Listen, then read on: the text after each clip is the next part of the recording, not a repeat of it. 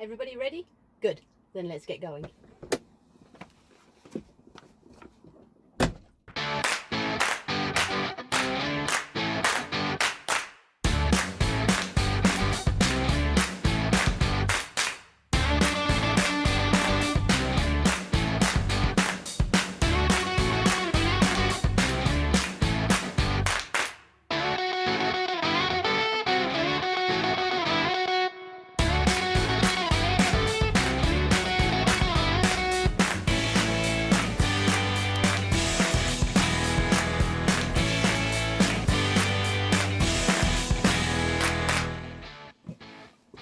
Nearly forgot you guys. Hey everyone, a really warm welcome back. So good to have you back here on the channel. Today I thought I would put together a few tips and tricks and things I've learnt travelling around in this very small family caravan. So as those of you who've been watching the channel for a while will know, this is an Ariba feeling. It's a 4x5 model, so it's 6 meters shipping length and I think it's 4.3 meters internal length. And we've got this dinette at the front and a fixed double at the back, and upstairs we have a 150 centimeter wide king size bed, or what would be a king size had I not split it into two sort of individual single pods for the boys themselves. So over the last over 4 years now that we've owned this caravan, you know, there's a few tips and techniques that I've developed to help make this tiny space livable, especially considering the boys are getting older and have been taller than me for quite a while now. So a few things that make it much easier to live as a family in a much smaller space. So today was supposed to be 5 top tips for living in an ultra small caravan, but actually I thought of 7. So here we go with 7 top tips for making an ultra small space very livable. Early on in our ownership of this caravan, it became very obvious that the caravan was most messy first thing in the morning. And we don't change clothes every single day, so there were jumpers and trousers and t-shirts and so on all over the place while everyone was hanging around and having lazy holiday breakfasts in their PJs. And I can assure you that in such a tiny space, waking up and trying to start your day in such a mess really wasn't very relaxing at all. Doesn't really bother me at home, you know, you can put your clothes on a chair or whatever in your bedroom, but in this small space it really does make a difference. So as a result, there are now hooks absolutely everywhere.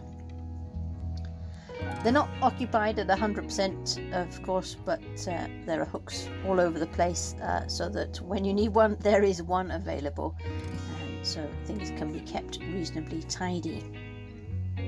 So the other reason for having hooks everywhere, of course, is coats, and particularly coats in winter. Now, in summer, obviously, they can stay out in the awning because we almost always have at least a little awning up, and they can dry off if they've got wet, or they can stay in the car because, you know, this is the UK, so there's absolutely no way you should go on holidays in the summer without a coat. Anyway, they can stay in the car if it's not really raining, and they're not needed to get from caravan to car, or if people remember to take them off before they come into the caravan. But anyway, because we've got hooks everywhere, you know, that's really useful, because I've also put some in the bathroom here, so the coats can be hung up in here, and the vent in here thankfully is adjustable, because otherwise with the heating on, this is like an absolute sauna in this little room because it's got its own little outlet. Anyway, coats can dry off quickly, or if they're dry already then they can go just around the corner over the back bed here, and then they're completely out of sight. Or if people are coming and going a lot, then they can go on the door, and I've got a little bungee here to hold them back so that when the door gets open and closed, you don't get bits of coat or zips or whatever getting stuck in the hinges all the time. I guess the slightly annoying thing was that when this caravan was new, it did come with 4 hooks installed, and very stylish they are too. And there's 2 groups of 2 of them, so there's 2 here at the back over the fixed bed, and then there's 2 at the front, which, you know, they look fabulous. But they're in a ridiculous place, because as soon as you hang something up here, so if you hang even a slimline sort of Anoraki type coat, then it really gets in the way of using the seats. So if it's a big coat, you can't even use the seats, so it's a ridiculous place to put them really. I also put a whole set of lightweight command hook style plastic but still silvery hooks up here, so keys get kept up here, and you know, those little rolled up shopping bags and so on, so it is super easy to find them and they don't add to the surface clutter. Which neatly and conveniently brings me to the next point, and that's about keeping surfaces clear. So if you can't hang stuff up, then try and fit little containers and things out of the way where knickknacks and bits and pieces and bits and bobs and whatever else you call them can get stored, so they're not directly in the eye line. So for example, there wasn't even a loo roll holder fitted in this caravan when we bought it, but there is a shelf at knee level down to the left. But of course, if that's piled up with loo roll, then that's just clutter. So I've bought this 3M backed stick-on loo roll holder, and I'm putting it here at quite a high level, so it's still a very practical place out the way to keep it. And also, it's not in your eye line when you open the door of the bathroom, so it just adds to that sense of space. I've done something similar with a kitchen roll holder in the kitchen, so there's just enough room above the sink here to be able to stick that up and to be able to keep the kitchen roll on hand. Now obviously it's in eye line, but at least it's off the surfaces and looks tidy, so it sort of disappears a little bit into the furniture. The other thing I've done in a few places around the caravan is to put these little storage pockets. So I'll make a separate video about these because they actually came as a much larger piece, and it was a 4-pocket hanging thing that usually sits on the back of a door, and I split it down into two lots of 2 pockets, and I've got this hung up on some command hooks so it can come down and be changed if I wanted to. But also by tying these things out of the way, all the little bits and bobs that you want, so phones or charger cables or Kindles, all that sort of thing, can be kept here safely. This is over the back bed, safely to hand and ready to use at any time, but also out of eyesight, so it doesn't add to the clutter. And also you don't have to keep a bag to hand, keep all your stuff in there. Well, I think never was there a truer saying than a place for everything and everything in its place when it comes to caravanning. So especially in such a small space, you know, you've got to be able to lay your hands on whatever it is you think you need with a moment's notice. Otherwise you have to go through rooting through loads of lockers and storage cupboards and so on to find what you want, and you just haven't got the space to move around. So it can be a very stressful thing to do indeed. Not only that, but of course, as well as reducing clutter, then you're saving your time, making the whole experience a whole lot more pleasant. And if you have a fixed position for everything to travel in, then you don't have to worry about checking the nose weight every time, because you've got one setup of caravan. So you know you should be largely consistent all the time.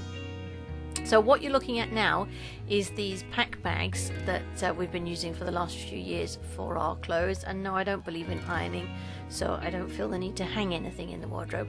But these pack bags are absolutely brilliant because we can fit 2 of these big ones and 2 small ones in each of the overhead lockers over the top of the back bed, and everybody can keep their clothes in there. So all you have to do is once a day, or however often you want to change your clothes, go and grab your pack bag out, take out what you want and then pack it away again. And of course you don't need it most of the day, so it's best to be up there and out of the way. The other thing I've done is I don't have a specific spice rack because we do carry quite large volumes of some things. So I carry quite a lot of garlic powder and quite a lot of oregano and so on. So I use these Systema flip-top tubs, and some of the bigger ones for the things we carry more often, and the smaller ones for more normal amount of spices. But I do keep them all in this Ziploc bag, so they just go in the cupboard under the kitchen, and they can just be popped out to wherever somebody's cooking. So it's very easy to find them and very easy to get to the particular spice we want. Now, light is a particular issue in this caravan because of course we've got this upstairs bed, and when it's flipped up like this and it's a bright sunny day, then that one single skylight up at the front there is perfectly adequate to make it nice and bright in here. Or we can open that side window that has the plastic behind it in the canvas, but the other side window and the front window have just mesh in them, or they do at the moment. There'll be another video showing how I've dealt with that at some point in the future. But if we're not able to open the mesh and it's a little bit of an overcast day, then it can get quite dark in here, especially with that bed down. So I'm very conscious of the amount of light. So one thing that I've done is fitted some extra lighting all around the caravan. So I've fitted quite small lights, so you can use those not just to make the caravan lighter, but also you can use them to create what's called zones. So that helps the caravan to feel a lot bigger in itself, because you can light the lounge, for example, and keep other bits in shadow, and it just creates a bit of dynamism in terms of the feel of the caravan itself, so it feels a little bit bigger when you're in here. The other thing I did on the practical side of things was in all the cupboards I put these battery powered sensor lights, so whenever you open the cupboard you can see exactly what you want to get inside it. Otherwise, you know, even if it's a bright day in the caravan, because these are tiny nooks and crannies and you have to really bend down to see what you're trying to find, it can be quite tricky to actually see in the cupboard well, especially if your eyes are adapted to the outside light. So that's another top tip, you know, make sure you've got lots of nice lighting in the dark recesses of the cupboard so it's easy to find stuff. If you've bought your caravan recently, it's probably come with fairly neutral base colours, and this is a very sensible idea for adding to that sense of spaciousness. So here you can see I've gone for a sort of black, white, grey sort of base set of colours, and I think that sets off the slightly orangey wood really, really well and coordinates nicely with the black fridge, and I've got a black toaster rack up there as well. And so I've kept everything in line with that palette to keep it nice and consistent to the eye, so it's all blending nicely and not creating any particular highlights except the bits I want to highlight with the couple of very bright green velvety cushions I've got on as part of the front lounge. So I know I said earlier that it was really important to keep clutter down to a minimum, but also in a small space it's important that everything that's in it makes you pleased to be there and creates a much nicer feel to the caravan itself. And so a few well chosen accessories can make the whole experience a whole lot nicer. So for example, I found these moss green velvety cushions with this bright pink fuchsia surround, and I absolutely adore these things. They're so soft, it's wonderful. So I bought a couple of cushion covers, and you can see the covers themselves are absolutely enormous.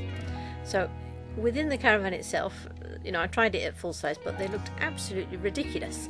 So the bit of footage you're watching here is me cutting down the cushions into landscape style ones. So I've basically cut them in half, so they're half height but full width, and that means they fit across the sofas at the sides absolutely perfectly. And every time you interact with one of these things, you know, it gives you a great sense of joy because it's so soft, it's absolutely wonderful.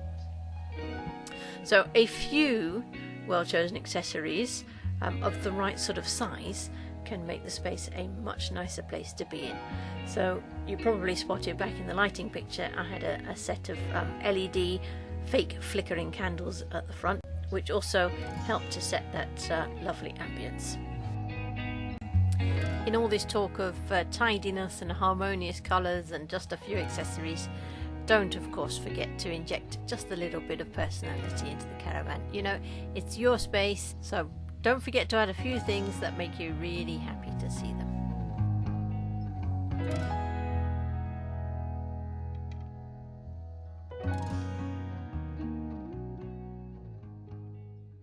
Alright, great. Well, that was my random assembly of top tips and things that I found that work really well for us over the last few years.